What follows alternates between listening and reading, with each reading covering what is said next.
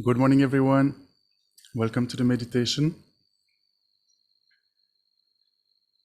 So we'll start by establishing Mahayana motivation. You can remember that since beginningless time, we have been trapped in the vicious prison of our own minds due to our mental afflictions and the karma that we create constantly. We are taking rebirth again and again, experiencing the different kinds of suffering.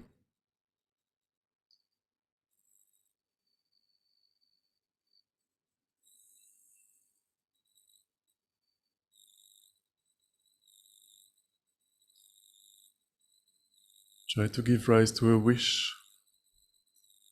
May I be free from suffering.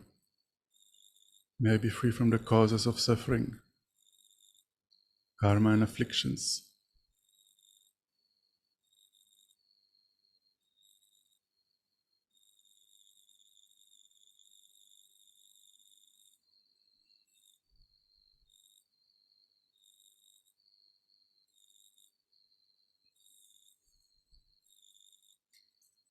And then let us contemplate that all our dear mothers, all sentient beings, are in the same condition. We are all in the same boat.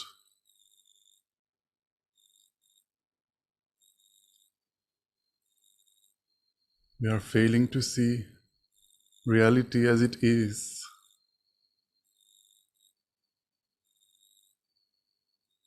We grasp at ourselves, we grasp at things as being inherently out there, truly existent.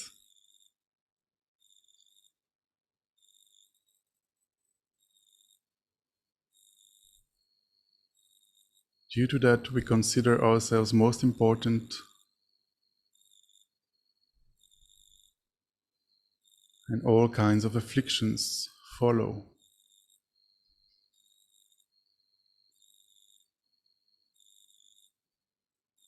Making us engage in various negative actions, non-virtuous actions, and thereby accumulating a lot of negative karma that has been propelling us from life to life since time immemorial.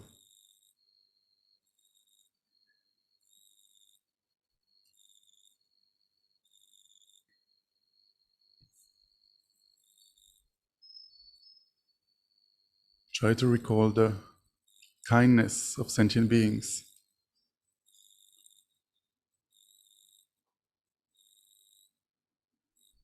how our dear mothers have benefited us immensely, how near and dear they are. Try to give rise to the thought of compassion. May all my dear mother sentient beings be free from suffering and the causes of suffering.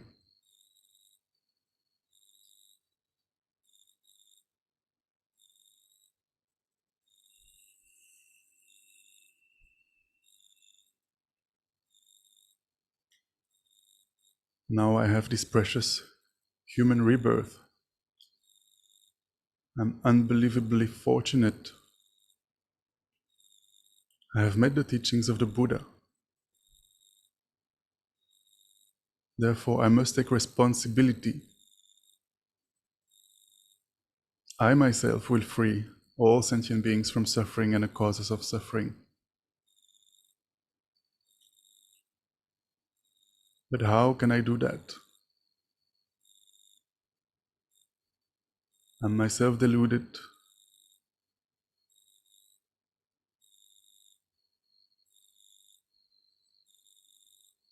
So first I need to eliminate all the obscurations, all the afflictions, as well as all the cognitive obscurations, the obscurations to knowledge, obscurations to omniscience. I need to become like Buddha Shakyamuni.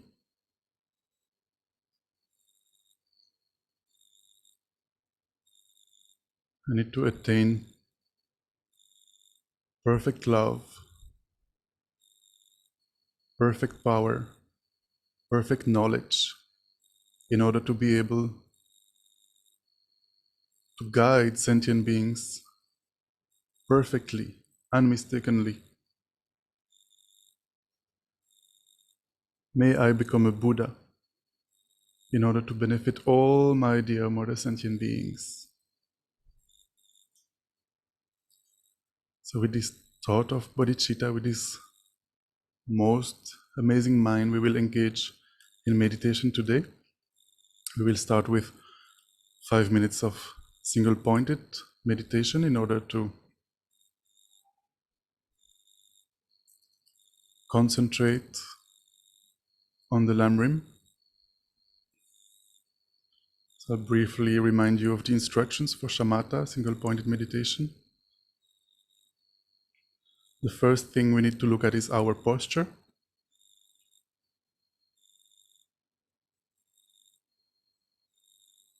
Remember 7-point Vairochana posture, and the most important thing is for our backs to be straight.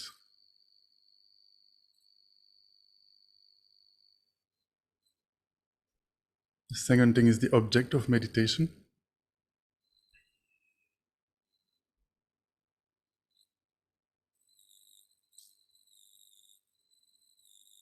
So if you already have a mental object that you are familiar with for this meditation, please use this object. Otherwise, you can visualize a small drop of white light, a small dot of white light between your nose and your upper lip. Very small, about 1 or 2 millimeters in diameter. And place all your attention there, on this tiny dot. Make sure that during 5 minutes, this is the center of your attention and your full focus is there.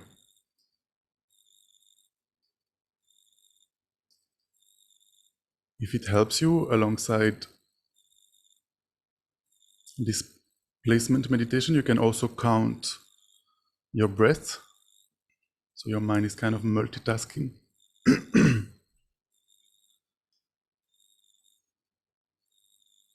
Breathing in, breathing out. Each cycle you count 1.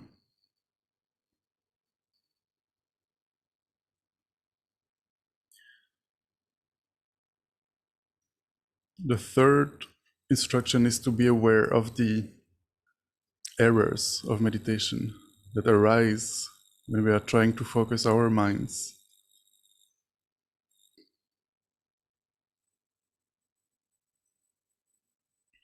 As a beginner, our minds will move away from the object. Often, we'll be distracted. So the mind might fall into excitement. For example, thinking about the past or the future. What will I eat for lunch and so forth. Or we might fall into dullness, laxity. We might start falling asleep.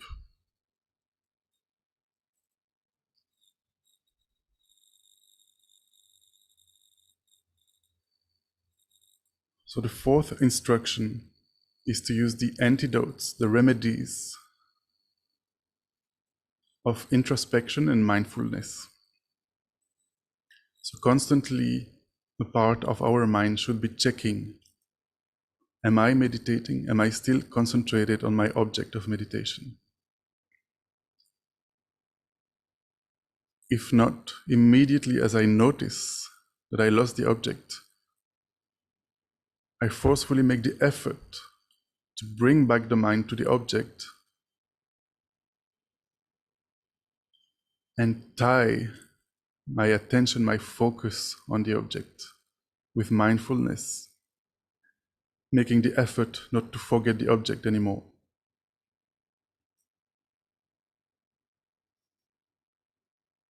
So we will try this for about 5 minutes.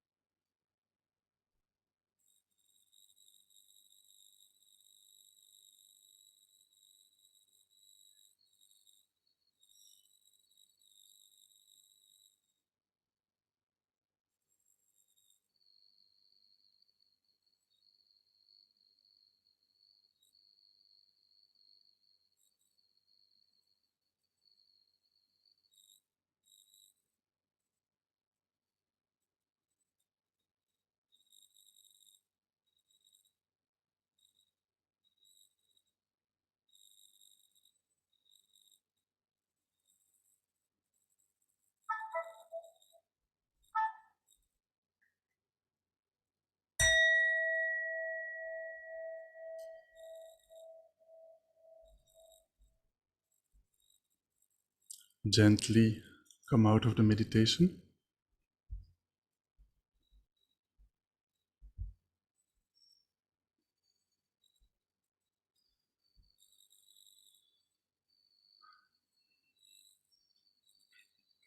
And so, as usual, in order to prepare our minds, in order to create the conducive conditions to meditate on the Lamrim and hopefully realize the points we are contemplating, we will engage in the 7 branches of practice, the 7 limb prayers, to accumulate merit, purify our minds. We can start by visualizing in front of us Shakyamuni Buddha, surrounded by all Buddhas and Bodhisattvas, Arya Manjushri, the Buddha of wisdom, Arya Maitreya,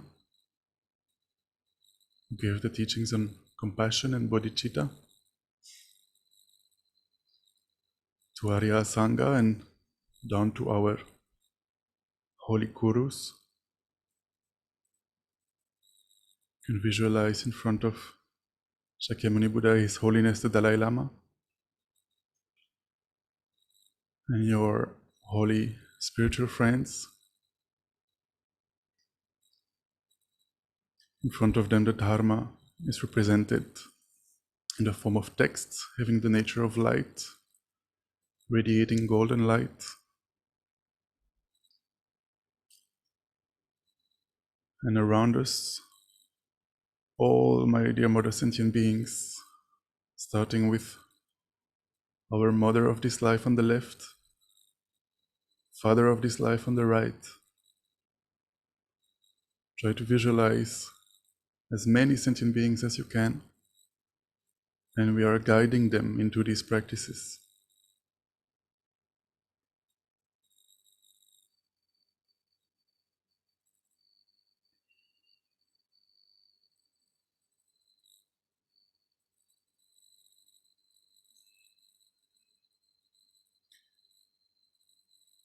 I go for refuge until I'm enlightened to the Buddha, the Dharma, and the Supreme Assembly.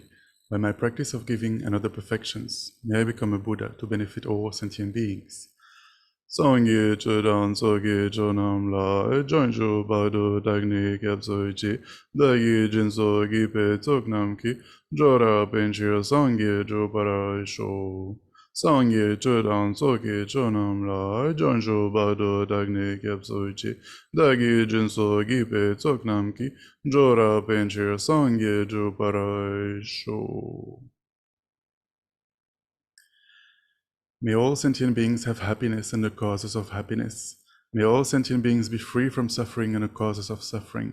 May all sentient beings be inseparable from the happiness that is free from suffering. May all sentient beings abide in equanimity, free from attachment for friends and hatred for enemies.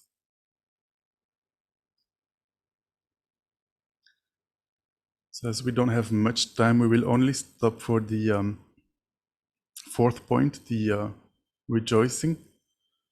Try to contemplate the meaning of each of the 7 limbs as much as possible as we read them. Reverently, I prostrate with my body, speech, and mind. I present clouds of every type of offering, actual and imagined.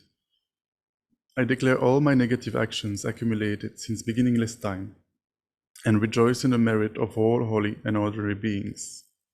So we can stop for a moment and rejoice in the merit. We can think of the deeds of Shakyamuni Buddha, who tirelessly taught the Dharma for so many years. We can think of all the activities of His Holiness the Dalai Lama,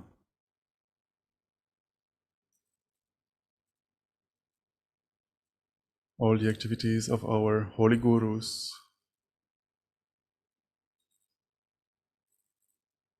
We can rejoice in the activities of the ordained Sangha.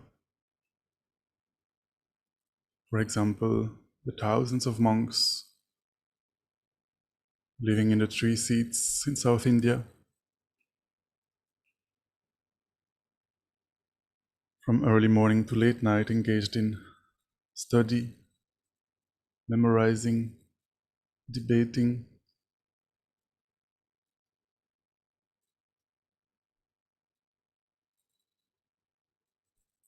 Can rejoice in the merit of all the Sangha who are studying, contemplating, meditating, offering service, engaging in retreat.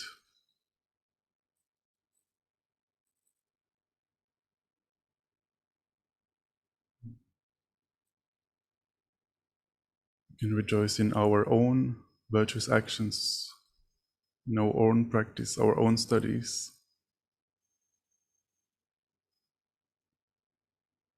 and those of our friends and families.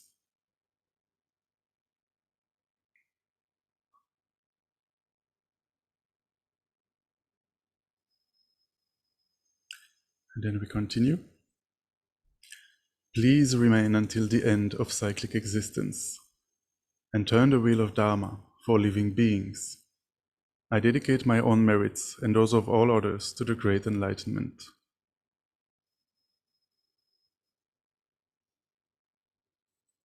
And to accumulate more merit, we'll quickly offer a short mandala so we can visualize that we offer the whole universe to all the Buddhas in front of us. This ground anointed with perfume, strewn with flowers, adorned with Mount Meru, 4 continents, the sun and the moon, I imagine this as a Buddha field and offer it. May all living beings enjoy this pure land. Idam Guru Ratna Mandalakam Niryatayami. And then in order to seek blessings, we'll quickly recite the foundation of all good qualities, a Lamrim prayer composed by Lama Tsongkhapa, to bring to mind all the different points of the Lamrim and requests our gurus to bless us to quickly realize each and every point. The foundation of all good qualities is the kind and perfect pure Guru. Correct devotion to him is the root of the path. By clearly seeing this and applying great effort, please bless me to rely upon him with great respect. Understanding that the precious freedom of this rebirth is found only once, is greatly meaningful and is difficult to find again. Please bless me to generate the mind that unceasingly, day and night, takes its essence. This life is as impermanent as a water bubble. Remember how quickly it decays and death comes. After death, just like a shadow follows the body, the results of black and white karma follow. Finding firm and definite conviction in this, please bless me always to be careful, to abandon even the slightest negativities, and accomplish all virtuous deeds. Seeking samsaric pleasures is the door to all suffering. They are uncertain and cannot be relied upon. Recognizing these shortcomings, please bless me to generate a strong wish for the bliss of liberation. Led by this pure thought, mindfulness, alertness, and great caution arise. The root of the teachings is keeping the pratimoksha vows. Please bless me to accomplish this essential practice. Just as I have fallen into the sea of samsara, so have all mother migratory beings. Please bless me to see this, join in supreme bodhicitta, and bear the responsibility of freeing migratory beings. Even if I develop only bodhicitta, but I don't practice the 3 types of morality, I will not achieve enlightenment. With my clear recognition of this, please bless me to practice the bodhisattva vows with great energy. Once I have pacified distractions to wrong objects and correctly analyzed the meaning of reality, please bless me to generate quickly within my mind stream the unified path of calm abiding and special insight. Having become a pure vessel by training in the general path, please bless me to enter the holy gateway of the fortunate ones, the supreme Vajra vehicle. At that time, the basis of accomplishing the 2 attainments is keeping pure vows in Samaya. As I have become firmly convinced of this, please bless me to protect these vows and pledges like my life. Then, having realized the importance of the 2 stages, the essence of the Vajrayana, by practicing with great energy, never giving up the 4 sessions, please bless me to realize the teachings of the Holy Guru. Like that, may the Gurus who show the noble path and the spiritual friends who practice it have long lives. Please bless me to pacify completely all outer and inner hindrances. In all my lives, never separated from perfect gurus, may I enjoy the magnificent Dharma.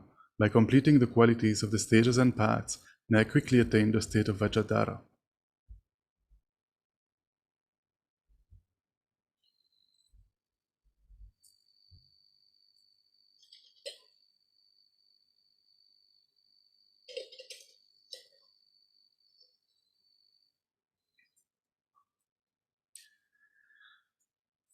So we can quickly bring to mind the different points we have studied with Kabirji the past few weeks. The fact that we have this incredible, rare, precious opportunity with this human body on this planet, all our faculties, the Buddha appeared and taught, teachings are widely available in this day and age.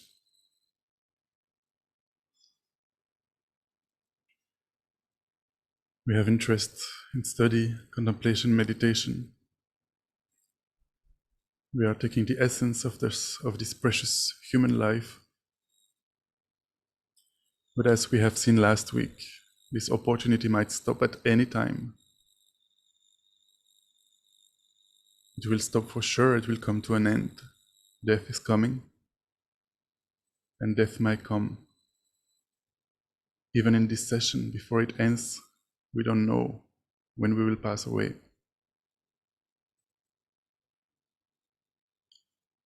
So therefore, it is important to practice the Dharma without wasting time.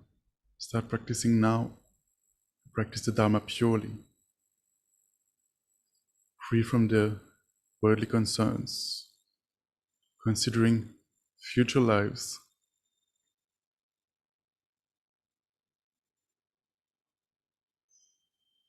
Because when we die, our minds will not cease. If we did not purify, if we did not eliminate our afflictions, we will again take rebirth. And it could be a happy or an unhappy migration.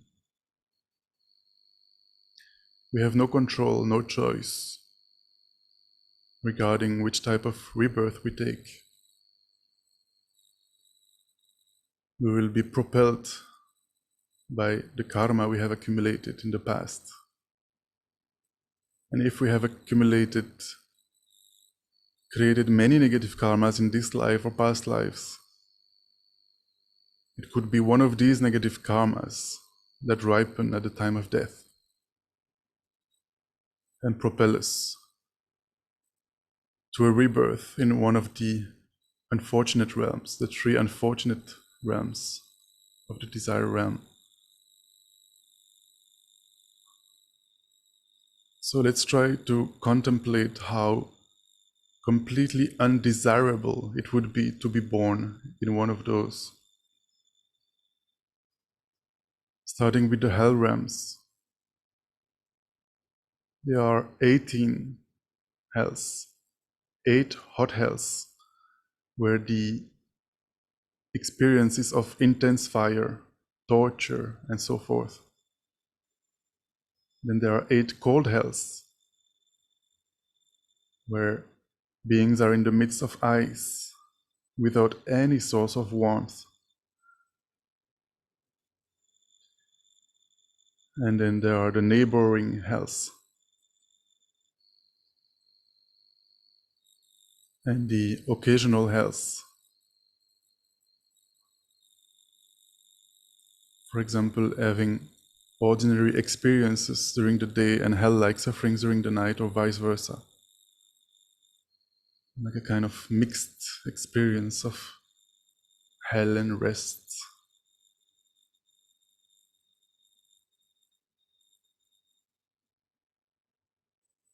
Try to contemplate, try to imagine how unbearable it would be to be in such a condition.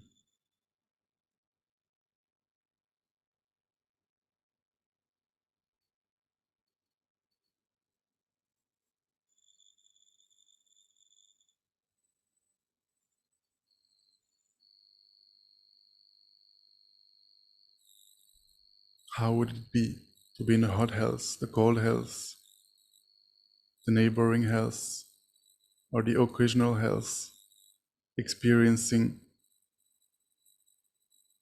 immense suffering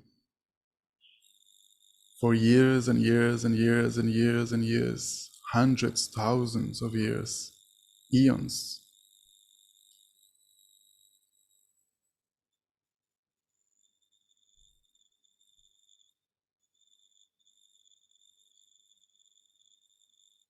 I think Lama Zopa Rinpoche used to say that if we take a hot burning coal and put it on our skin,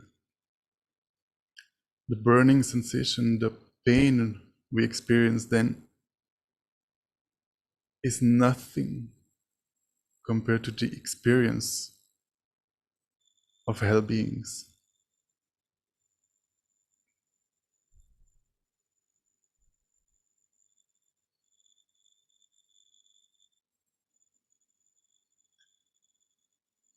And try to imagine what it would be like to be born as an animal.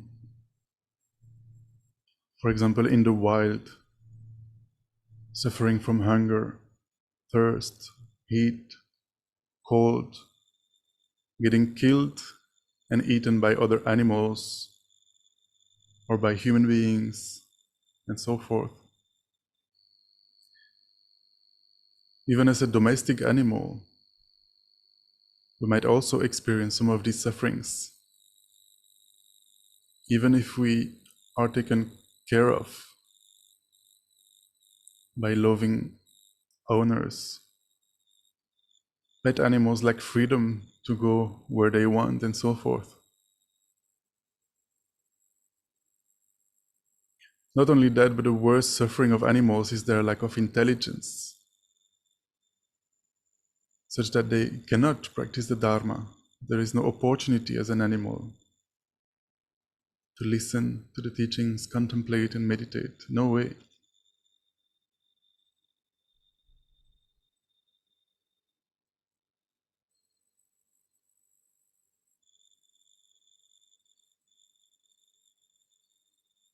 And then finally try to imagine what it would be like to be reborn as a hungry ghost.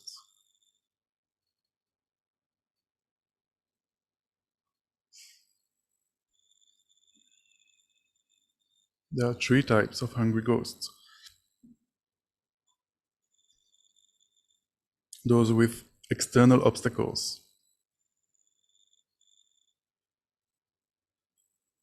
for whom beings with weapons, for example, prevent them from getting food and drink,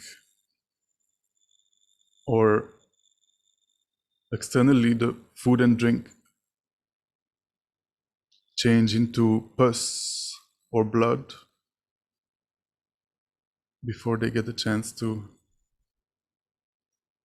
ingest them.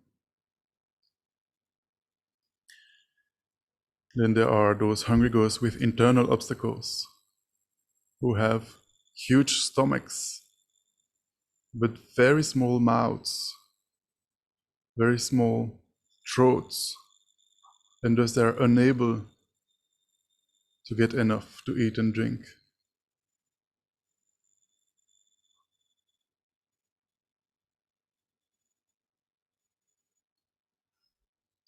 And then there are hungry ghosts who have obstacle within the food and drink. For example, whatever they eat bursts into flames as they eat, and it burns them.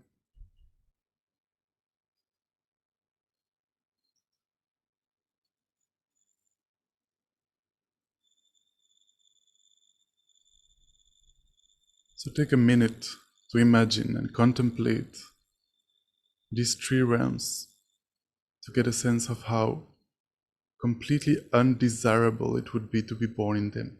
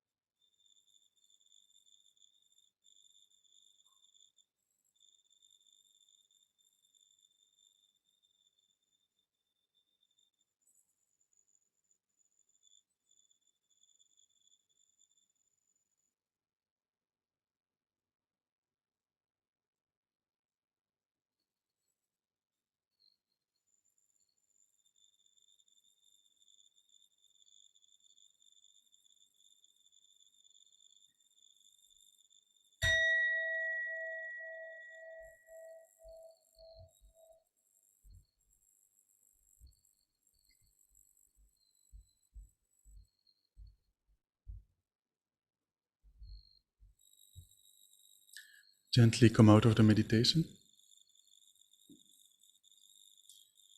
And so we'll dedicate the merits of contemplating the Lamrim.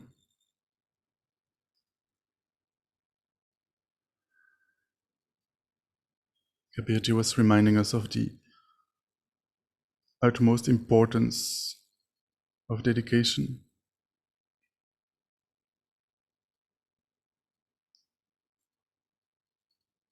It's a bit like putting our savings into the bank.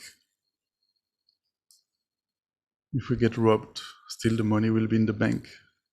In the same way, dedicating the merits of this session, if later in the day we get angry, for example, already our positive energy that we have accumulated will be dedicated to our enlightenment.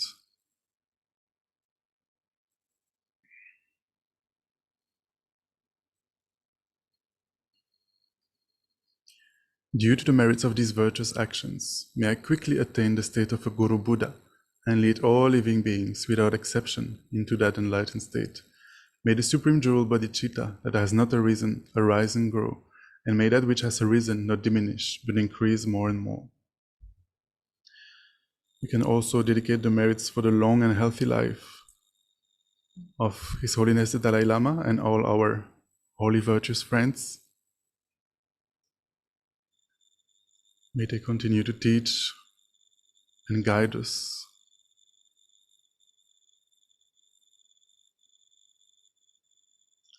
Due to the merits of the 3 times accumulated by myself, all Buddhas, Bodhisattvas, may there be no wars, no famine, no epidemics, no natural disasters.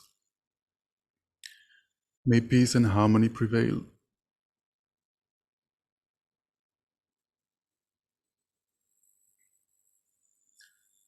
Thank you very much, everyone. Have a beautiful day.